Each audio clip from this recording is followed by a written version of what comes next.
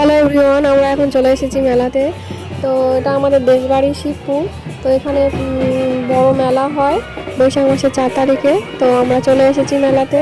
মেলার ভিতরে ছিলাম এতক্ষণ, প্রচুর ভিড় ওখানে, আর প্রচুর দোকান বসেছে। তো ওখানে আতশবাজি হচ্ছে ভিতরে।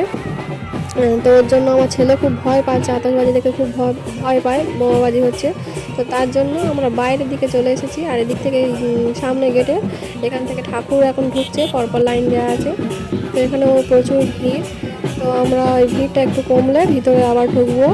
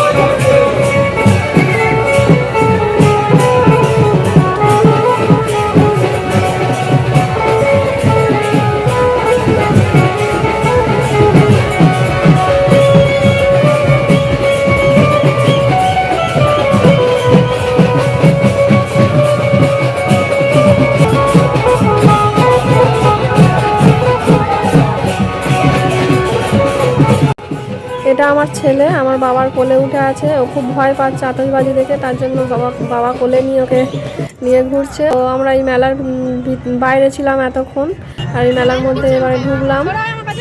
এটা আমার দাদার মেয়ে। এই দেখছেন, এদিকে ওই আতশবাজি হচ্ছে।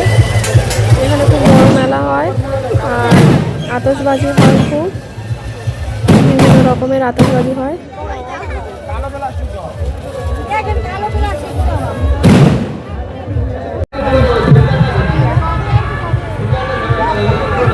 যেমন ছড়ে ছড়ে যাবে এইয়া বাবা, এটা এইরকম হবে না? কত রকমের ডিজাইন দেয়।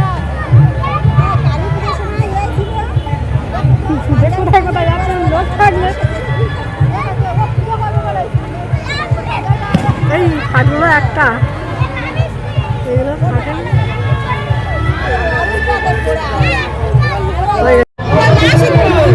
এই ধন্যবাদ, ছেলে হাতে ছিল, আমি ওইটা ওর দিচ্ছি।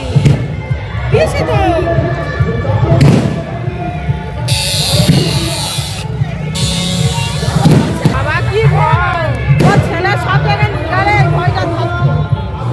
আসলে ছেলে বাইরে যায় না তো, মজার বাবারা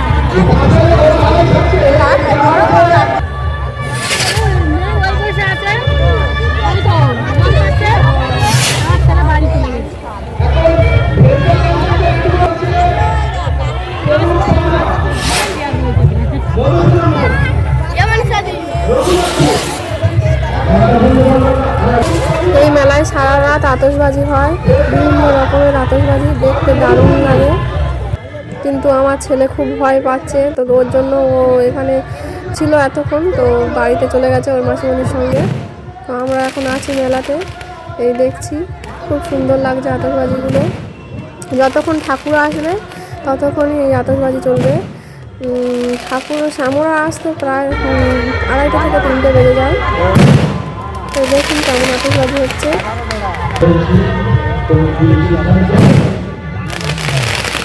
আমরা এখন বাড়ির দিকে চলে যাব, যেহেতু অনেক রাত হয়ে গেছে, আর আমার ছেলে আগে বাড়িতে চলে গেছে, আবার আমার জন্য কাঁদতেও পারে।